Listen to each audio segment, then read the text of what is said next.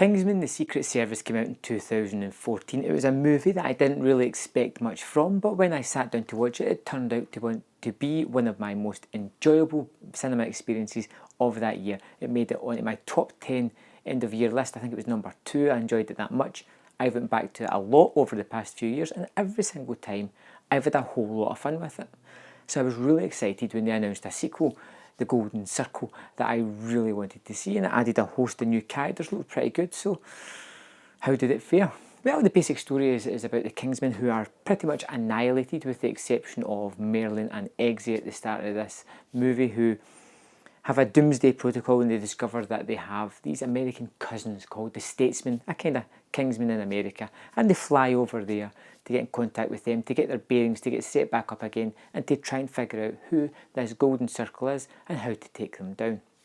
Along the way, they'll meet some old friends, they'll lose some friends, they'll meet some new ones. It's that kind of movie, and it's very much in the Kingsman ilk that we've seen before. Let's start with the good things. The good things, as always, is Eggsy himself. I think he's a great character, and his interplay with Merlin is really pretty strong, and it's one of my favourite parts of the movie, just watching these two people interact, and they feel as if they have had a bit of a history, albeit brief, but very much a bit of history amongst them. They've got these kinetic action set pieces that are really fast. They're mixed with some CGI, sometimes don't look great, they're wacky, they're weird, they're energetic, and they're fun to watch. The movie's kind of punctuated with all these action set pieces all the way through it, and each one kind of ramps up a little bit and gets a little bit more exciting, and they're all different enough to make it fresh and fun to watch. And then you've got this integration of the new Statesmen, and some of this is fun, some of it I had a little bit of problems with, but most of all, it's nice to see a sort of Americanised version of this, but it's very much a sort of Texas cowboy kind of American take, and you feel as if it's poking a little bit of fun at Americans that way. It just takes this kind of stereotype, twists it around into the Kingsman format, and it works pretty well. And I liked some of the characters that they've got there. In the Kingsman, they're all named after Knights of the Round Table. In America, they're all named after drinks. So you've got champagne, you've got tequila, whiskey. This is all the sort of main players in the movie. And then you have the bad person, the megalomaniacal maniac of the movie is Julianne Moore's Poppy, a drug-dealing wonder kid who is just one of the best business people on the planet, but is kind of locked out of her country because of the business that she is in.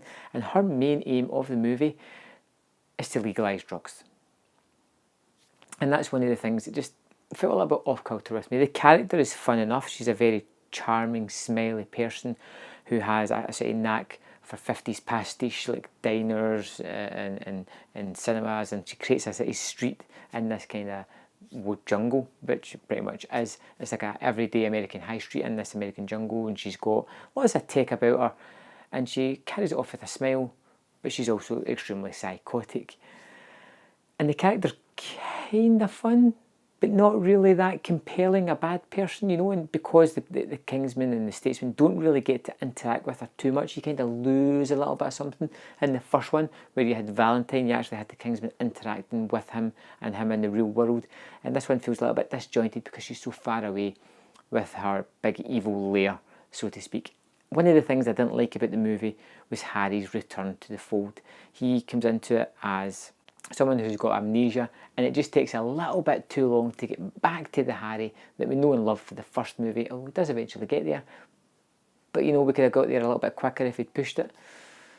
Then we have the death of a character, well, death of a few characters in this movie, and one that I felt was wholly unnecessary and robs the future series of a character that I really do enjoy seeing on the screen. One of the big surprises was the sort of bad guy. You get that kind of sort of uber villain with these type of things. In the first one, it was the lady with the swords for legs. In this one, it's Charlie, the returning Kingsman recruit from the first movie, who has a metallic arm, a robotic arm, and it's a nice little touch. It creates some good banter between Eggsy and Charlie as they fight it out, because they've got a little bit of history as well.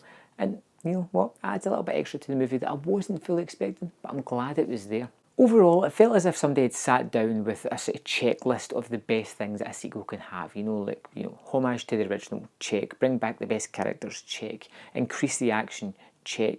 Just going through all this list, and by doing all this, they've created a really satisfying, energetic, fun to watch movie that I really did kind of like. But I didn't love it. it seems to have lost that something, the something that made the first one so special, something that made the first one a 5-star movie that you just go back to again and again. And as I mull it over in my head, I keep thinking that the first one was all about, James Bond movies, or the Harry Palmer series of movies, those kind of things, the London, England set, spy. This broadening the landscape, taking over to America, kind of robs the movie of that aspect, and I feel that kind of detracts ever so much from the actual movie itself. Still, I do think it's a worthwhile movie. If you've seen the first one and you liked it, you're going to love this one. I can highly recommend it. I gave it 4 out of 5. Not as good as the first one, but when the first one was that good, you couldn't really expect it to live up to it. Have you seen Kingsman The Golden Circle? Let me know in the comment box below, and I will see you next time on Man vs. Film.